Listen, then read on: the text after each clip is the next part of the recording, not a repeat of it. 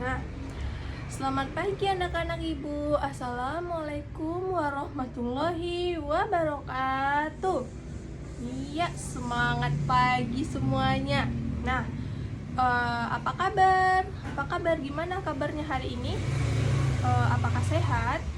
Alhamdulillah sehat. Nah, ibu mau bertanya nih, apakah sebelum berangkat ke sekolah udah ada yang sarapan? Alhamdulillah. Nah, Cindy, sebelum ke sekolah itu alangkah baiknya sarapan dulu di rumah ya. Lain kali sebelum berangkat ke sekolah kita harus sarapan pintar. Nah, masih ingat pembelajaran kita yang semalam? Apa yang kita pelajari kemarin? Iya, pintar. Keberagaman, indahnya keberagaman di negeriku. Negeri kita yaitu Indonesia.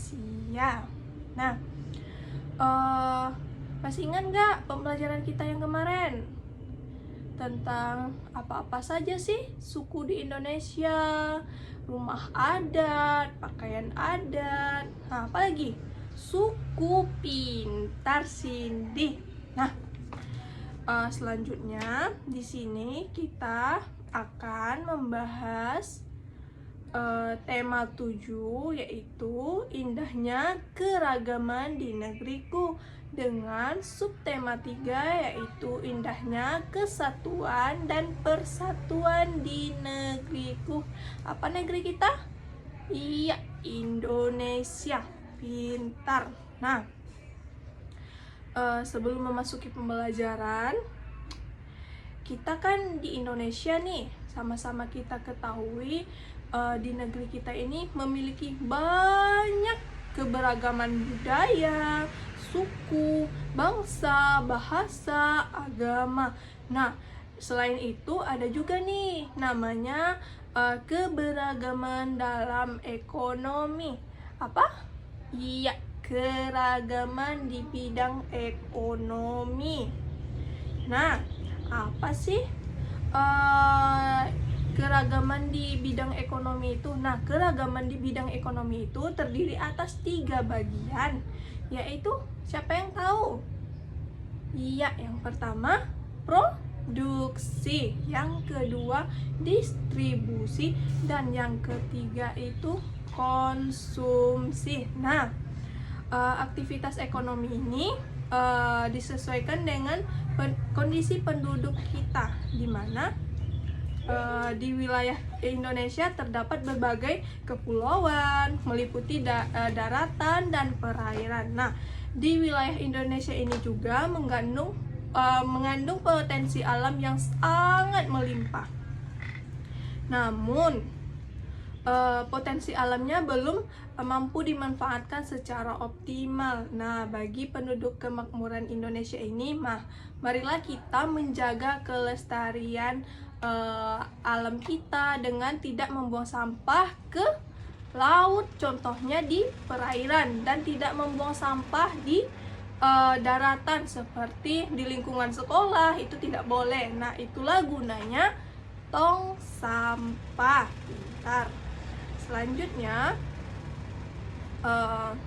nah, apa sajakah aktivitas ekonomi yang dilakukan di masyarakat kita yang bergerak di bidang ekonomi? Seperti yang Ibu jelaskan tadi, ada tiga bagian, yaitu produksi, distribusi, dan konsumsi. Nah,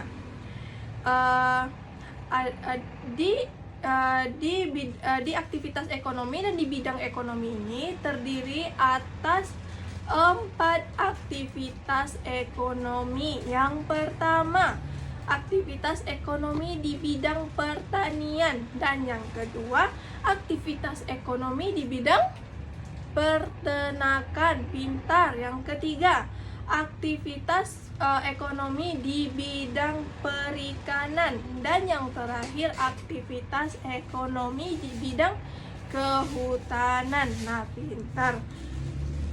Baiklah, di sini langsung saja Ibu jelaskan apa sih aktivitas ekonomi di bidang pertanian itu.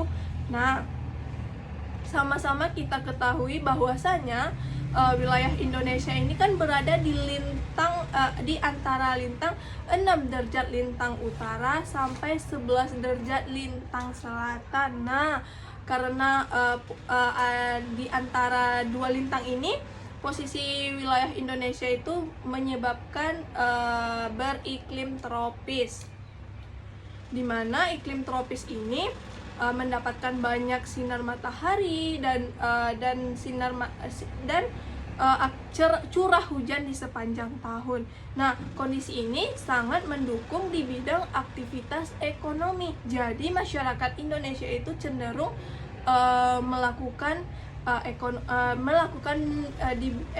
ekonomi itu di bidang pertanian. Contohnya seperti bersawah pintar. Nah, di bidang aktivitas pertanian ini juga terdapat menjadi dua jenis, yaitu pertanian lahan basah dan pertanian lahan kering, di mana pertanian lahan basah ini membutuhkan banyak air, misalnya seperti sawah irigasi dan sawah lebak. Nah, pertanian lahan kering membutuhkan sedikit air, contohnya seperti tegalan dan perkebunan.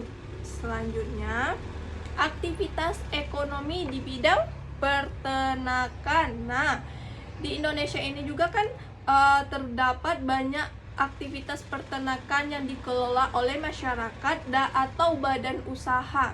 Nah, aktivitas tersebut berupa peternakan unggas, peternakan hewan kecil, dan peternakan hewan besar. Nah, beragamnya aktivitas ini menyediakan hasil ternak yang sangat melimpah.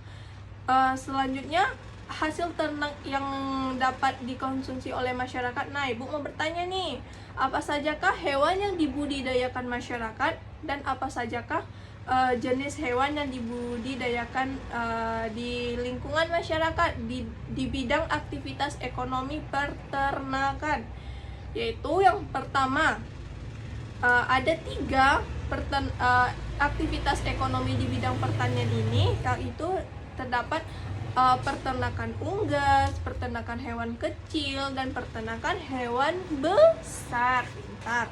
Nah, apa sih peternakan unggas itu? Contohnya seperti apa? Apa hewan yang tergolong ke dalam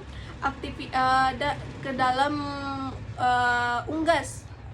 Iya, seperti contohnya tuh ayam, itik, burung, angsa, dan lain sebagainya.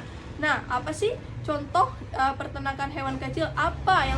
Hewan apa gitu yang tergolong dalam hewan kecil tersebut?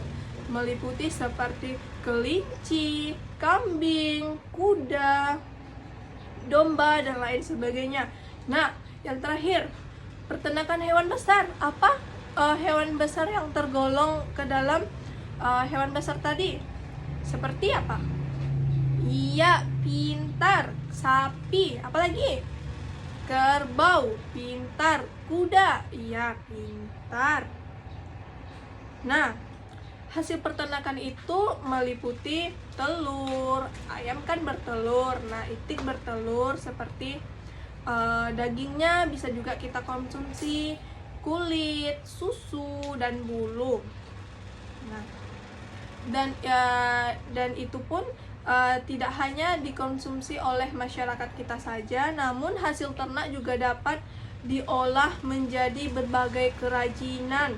Nah, kerajinan tersebut seperti misalnya tas, sepatu, sendal, jaket, sarung tangan, dan kuk atau bola bulu tangkis. Nah, selanjutnya, aktivitas ekonomi di bidang perikanan. Nah, sekitar 1/3 luas wilayah Indonesia berupa perairan. Nah, fakta inilah yang menjadikan Indonesia terkenal sebagai sebutan negara maritim. Karena itulah Indonesia disebut dengan sebagai negara maritim. karena luasnya wilayah Indonesia ini berupa perairan dan menyimpan potensi kekayaan alam yang sangat melimpah. Nah, aktivitas perikanan ini dikelompokkan menjadi perikanan tangkap dan perikanan budidaya, di mana aktivitas perikanan tangkap dilakukan oleh nelayan dengan cara menangkap ikan di laut. Nah, dahulu nelayan hanya mengandalkan angin untuk menggerakkan perahu. Seperti nelayan memanfaatkan angin darat untuk pergi melaut dan kembali menggunakan angin laut untuk kembali ke daratan. Nah, karena sekarang sudah maju, nelayan sekarang sudah menggunakan kapal mesin sebagai penggerak kapal. Selanjutnya, apa sih yang terjadi kalau kita kurang memahami keragaman masyarakat di Indonesia? Nah, dapat menimbulkan dampak negatif bagi negara Kesatuan Republik Indonesia kita. Apa-apa saja contohnya dampak negatif itu? Ya, yang pertama, terjadinya konflik, baik konflik ras, suku maupun konflik antar agama. Yang kedua, terjadinya perpecahan atau disebut dengan disintegrasi. Nah, perpecahan ini bisa terjadi karena konflik sosial dalam kehidupan masyarakat di Indonesia, baik perbedaan ekonomi, status sosial, suku, agama, ras, dan hasil kebudayaan. Selanjutnya, apalagi contohnya? Kurangnya partisipasi masyarakat dalam pembangunan. Nah, untuk itu marilah kita hindari dampak negatif dari kegeragaman antara di Indonesia. Nah, seharusnya kita sebagai generasi penerus bangsa hendaknya harus, yang pertama, saling menghargai perbedaan dalam masyarakat, baik perbedaan suku, agama, ras, maupun budaya, ataupun juga golongan. Nah, selanjutnya, kita harus hidup berdampingan secara damai dengan orang lain meskipun berbeda suku, berbeda agama, berbeda ras, budaya, apalagi maupun berbeda golongan. Nah, yang ketiga, apalagi interaksi dengan baik tanpa ada sekat antara perbedaan suku, agama, ras, dan golongan tersebut. Nah, selain itu, sikap saling menghormati dan menghargai perbedaan itu yang bisa menyebabkan perpecahan antara perbedaan yang ada di Indonesia itu. Seperti sikap yang hendaknya kita jauhi, kita hindari, yaitu yang pertama, memaksakan kehendak kepada orang lain. Yang kedua, acuh tak acuh dan tidak peduli dengan lingkungan sekitar. Yang ketiga, menonjolkan suku, agama, ras, golongan, dan budaya tertentu. Yang keempat, mementingkan suku bangsa sendiri dan sikap yang menganggap suku bangsanya lebih baik daripada suku bangsa yang lainnya. Yang kelima, cenderung memaksakan kehendak dan berani menempuh tindakan melanggar norma untuk mencapai tujuan. Dan yang keenam, mencari keuntungan diri sendiri seperti mementingkan diri sendiri daripada menjaga kesejahteraan dengan lingkungan sekitar. Nah, itulah sikap yang harus kita hindari terhadap perbedaan di negara Kesatuan Republik Indonesia. Mungkin sekian yang dapat kita pelajari pada pagi hari ini. Lebih dan kurangnya Ibu mohon maaf. Kita akhiri dengan wassalamualaikum warahmatullahi wabarakatuh.